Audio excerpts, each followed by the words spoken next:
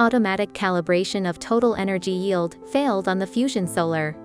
If automatic calibration of total energy yield failed due to device disconnection or poor network quality, log in to the FusionSolar Smart PVMS.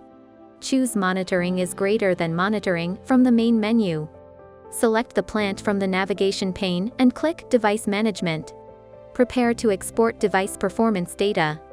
Select the target inverter and click Export Performance Data. Select Total Yield and click OK. In the Export dialog box, enter a task name. Set the start date and end date and click OK.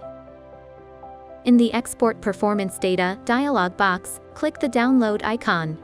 Open the downloaded performance data file and record the latest valid value.